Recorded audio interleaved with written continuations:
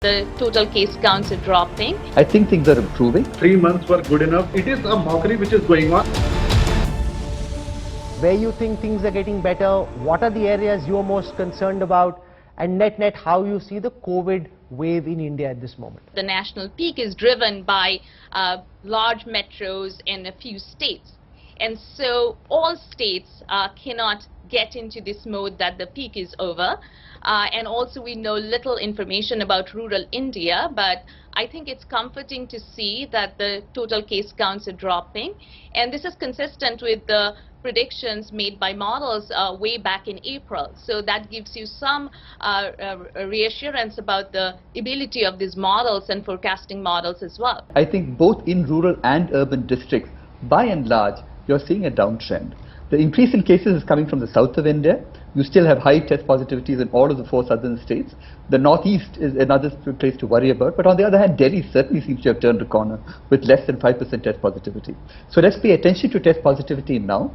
I think things are improving. Let's see what happens over the next week to 10 days. While the actual number of cases don't get reported, but the reported cases actually are just showing us a scaled down version of the reality. So when the reported cases peak, that's broadly when the actual cases also peak. So we can safely say that we are past the peak. Particularly in UP, I regularly talk to reporters, and they are all saying that the number of cases in rural UP is also going down dramatically. If we are referring to the peak only in the metros, in the urban areas, yes, probably we might have already crossed the peak, at least in the major metros.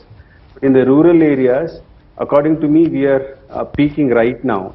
And it might be a wrong thing to say that as a country we have gone beyond the peak. But Rahul, the problem here is these are probably the districts which are testing well in rural areas, and that's why they are reporting cases. There is gross underreporting of cases in rural areas because simply we do not have the kind of testing facilities in rural areas as we have in the urban areas. So right now I feel we should be redistributing our resources both in terms of testing, early treatment and early isolation in rural areas. We need to be looking at urban, rural and the states which had earlier surge compared to the states which are having surge now. Is the BJP really guilty of sharing manipulated media or fabricating information? Twitter, the compliance officer sits in somewhere in US. The compliance officer's responsibility, there has to be some redressal mechanism onshore as well. You cannot do business here and entirely depend on your compliance officer sitting in US. There has to be somebody onshore to address those concerns which has been emanated in the country. Well, nobody is there. The Twitter MD says something else. I mean, the police has to investigate, find out who is the one who can respond to that. They cannot become judgmental and pass So you're questioning Twitter's judgment. Sources are telling us that they have gone by technological filters and investigations from third parties that they have verified, which suggests that this was manipulated media. The allegation is being made by Congress party that the document is not correct.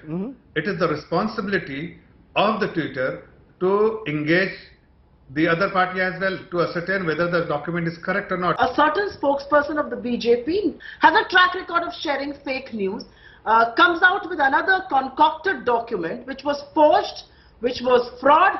They had used our letterhead, and the reality is that he hasn't till date, and the entire party hasn't till date been able to use the metadata and tell us what was this document all about. On the 18th of May, we approached the Delhi police and said, this is what has happened, we would like to file an FIR.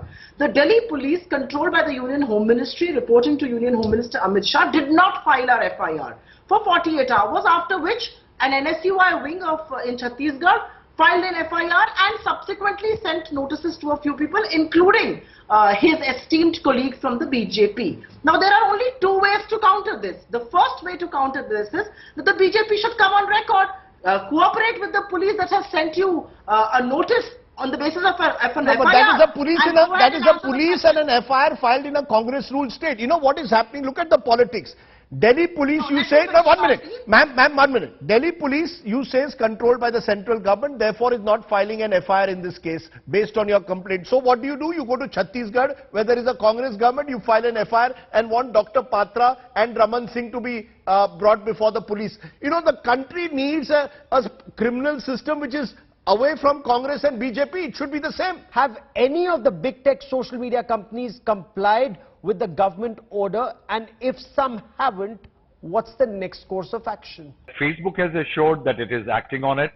Google has just now, through one of its spokespersons, issued a statement in which it is being said that it has honored always the legislative process or legislative creations in India, and battling content which is objectionable has been a process, part of Google's evolution and processes.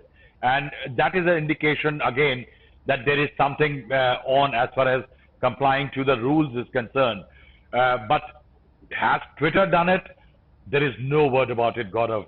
And that's where lies the risk, as we have been discussing, that the government sources are saying that if by tonight the compliance report is not visible or clear to the government as far as the rules are concerned, these significant social media intermediaries would have forfeited their right to be intermediaries. The law says that if there is any government order or a court order, you have to comply. You do not have to give an intention to comply. That does not mean anything at all.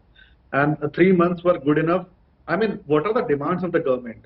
That please appoint for 40 crore users you have, like WhatsApp and Twitter, 40% of user base comes from India. Please appoint one grievance officer. Please appoint one compliance officer, another officer in India, 3 employees in India who are based out of India, so that we can deal with them, we can make them aware of the grievances, they can act in time. We don't have to run pillar and pillar for small little things. And what they've been doing for 10 years, they appoint, after Delhi High Court order, one grievance officer in Ireland who does not even have a mobile number, who does not even reply. So it is a mockery which is going on. The bigger issue is that Delhi police has sent a notice to Twitter on 21st of May. And you know what Twitter has replied? The notice was sent to Twitter India's MD. The MD says, oh buddy, you have knocked the wrong door. I'm not the right person. I've got nothing to do with Twitter. And then the Delhi police sent a reminder again to join the investigation. And he says, oh, didn't you understand my previous reply?